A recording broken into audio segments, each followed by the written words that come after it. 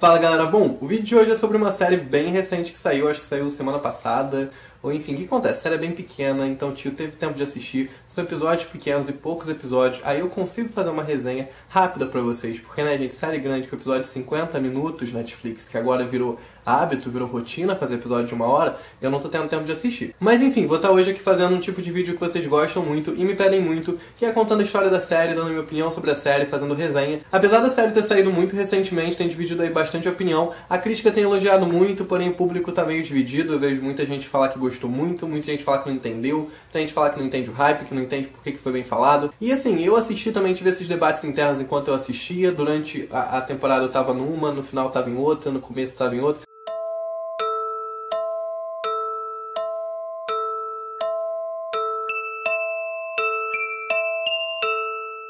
The End of the Fucking World é uma série de TV britânica que era exibida pelo Channel 4, o mesmo canal que exibia Black Mirror, e que foi, na verdade, inspirada e baseada ali toda numa série de quadrinhos escrita por um cara chamado Charles S. Forsman, que foi lançado há um tempinho atrás. Eu não sei se esses quadrinhos são muito velhos, eu consegui pouquíssimas informações sobre eles, mas enfim, a série não é o roteiro original, ela foi baseada num livro que já existia. Por que eu falei aqui pra vocês que ela foi exibida pelo Channel 4? Porque The End of the Fucking World, como inúmeras outras séries que a gente adora e idolatra na Netflix por ter feito, não é deles. Eles só compraram a série e reexibiram. Porque a série estreou no Channel 4 em outubro do ano passado. Na verdade, ela se resumiu ali só a ser exibida em território britânico. E aí a Netflix comprou para poder reproduzir a série internacionalmente. E aí é que ela foi lançada agora no dia 5 de janeiro, internacionalmente pela Netflix, mas não é uma produção original da Netflix. A série é protagonizada por Alex Lawther e Jessica Barden, que apesar de serem até conhecidos ali no meio cinematográfico britânico, eles não são assim atores muito mainstream, então também não tinha aquele peso ali de ter um elenco muito famoso. O Alex Lawther ficou mais famoso ali pela participação dele no filme Jogo da Imitação, que foi um filme muito famoso, foi indicado ao Oscar, enfim.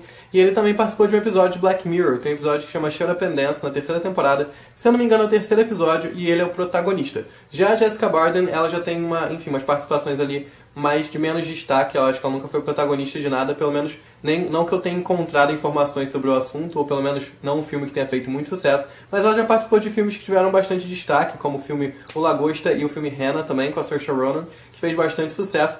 E eu descobri uma coisa que eu não sabia, mas ela fez a Justine de Penny Dreadful, e eu assisti a temporada inteira da série sem saber que era ela, porque eu não reconheci ela real, porque, enfim, tá caracterizada, tá diferentinha. Bom, The End of the Fucking World, infelizmente, é uma série que não tem muita informação. Primeiro, por ela ter sido muito recente, ainda vão ter todas as coletivas e todas as divulgações de fanfacts, etc. sobre a série. Isso ainda não aconteceu. E também porque, de fato, ela é uma série muito curta, baseada numa série de quadrinhos que aparentemente também não tem muitas edições. Não sei nem mesmo se tem duas, eu acho que pode ser uma série só, tipo uma revista em quadrinho, um livro em quadrinho, não sei as nomenclaturas corretas pra isso. Bom, uma coisa que eu gostei muito na série é que, apesar de eu saber que não tem muitos plot twists, tem até um ou outro ali espalhado, mas não é uma série que se apoia muito nisso pra te prender, até porque, como eu falei, é uma série bem curta, então não tem por que ela te prender tanto assim, que você consegue ver a série toda em 2 horas, então não precisa de tanto plot twist, não precisa de tanto cliffhanger. Basicamente o que ela precisaria fazer pra te prender naqueles 8 episódios, e talvez fazer você querer assistir a segunda temporada, é criar uma atmosfera e uma narrativa que te prenda de certa forma.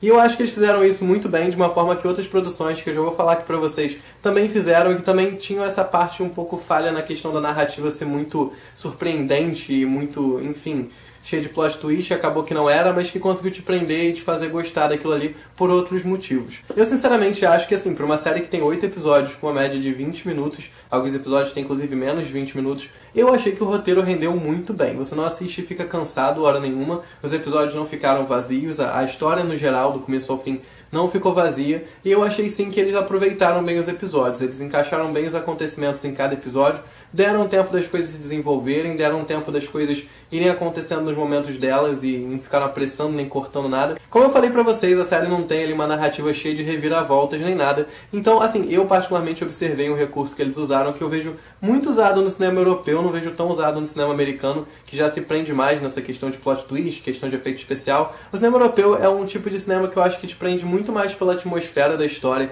e pela personalidade dos personagens do que, de fato, por uma narrativa muito cheia de acontecimentos. Se vocês forem pegar filmes que fizeram muito sucesso, sei lá, Amélie Poulain, que é um filme mega mainstream, só que é um filme francês. Se for assistir Amélie Poulain, não é um filme cheio de reviravoltas, não é um filme que tem inúmeras cenas cheias de adrenalina, que você fala, nossa, eu quero muito continuar assistindo, mas ao mesmo tempo o filme criou uma atmosfera tão agradável de você estar junto daqueles personagens, e uns personagens que são tão próximos de vocês, porque eles são muito humanos, que você acaba se identificando e gostando de estar naquele mundo da Amélie Poulain.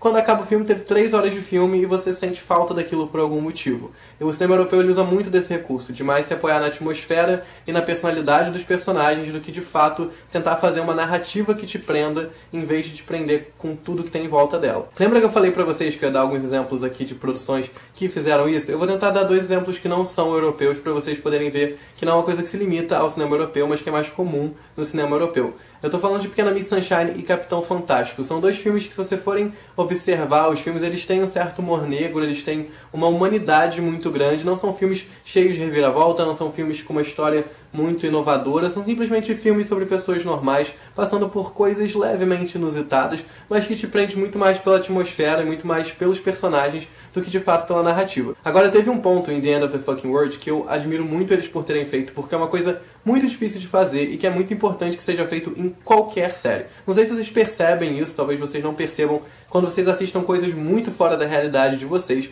mas tem uma coisa que os roteiristas são obrigados a fazer e que toda a produção da série trabalha junto com eles para fazer isso, que é envolver vocês na realidade da série e fazer vocês acreditarem na realidade da série. Se você está assistindo, sei lá, Game of Thrones, ninguém questiona a ideia de, por exemplo, a Daenerys montar num dragão e sair voando. A série, por exemplo, The Returns é uma série que, enfim, foi baseada numa francesa chamada Le Revenant, que conta a história de pessoas que voltam à vida. Você está assistindo a série e você não questiona que isso é uma coisa insana. Por quê? Porque toda a atmosfera da série, todo o roteiro da série é construído para fazer você viver aquela realidade e não questionar ela enquanto você está lá dentro. Então, assim, você assiste, é absurdo, é insano, mas você está vendo e falando, cara, tá show. Por quê? Por que você faz isso sem perceber? Porque a equipe da série te levou para esse caminho sem você perceber. Então é uma coisa que é um trabalho dos roteiristas, é um trabalho da produção, fazer com que você esqueça o resto do mundo enquanto você tá assistindo a série. E isso também funciona com séries que tratam de personagens um pouco insanos ou de histórias um pouco insanas, mesmo que passados na nossa realidade. Por exemplo, no caso do The End of the Fucking World, a gente tem ali 2 personagens que têm uma visão de realidade muito diferente da nossa,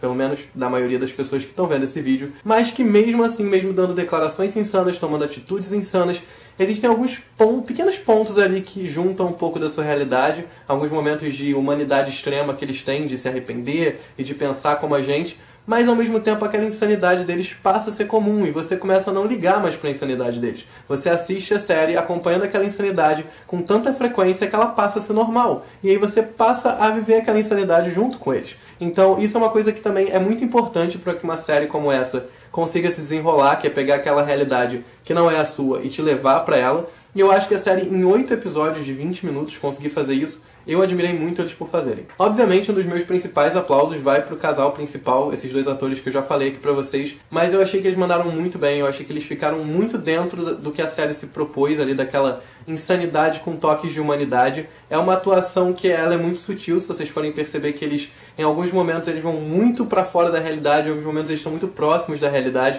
e você acredita no que tá acontecendo. Então eu achei que eles mandaram muito bem, uma série que eles carregaram nas costas, são basicamente o único elenco da série, então assim, aplausos reais para esse casal, porque eles arrasaram. E agora falando assim muito rapidamente da parte técnica da série, eu achei ela de fotografia maravilhosa, achei toda a filmagem da série. Eu não entendo tecnicamente tanto assim de filmagem, tenho um conhecimento básico do que eu já fiz em faculdade e tudo, mas achei que tudo que eles fizeram tecnicamente foi lindo, achei uma série muito bonita esteticamente de assistir. Bom, constatações finais sobre The End of the Fucking World. Eu achei que é uma série que é engraçada quando tem que ser, é séria quando tem que ser, é interessante quando tem que ser e é inteligente quando tem que ser. Eu acho que é uma série que pegou em pontos que eu gosto, ela não abordou nada muito profundamente. Não esperem que essa série explique o que é psicopatia, não esperem que essa série explique a mente de um assassino, nem nada do tipo. Ela é uma série muito sobre a vida de pessoas comuns que têm ideias prematuras e imaturas sobre as coisas.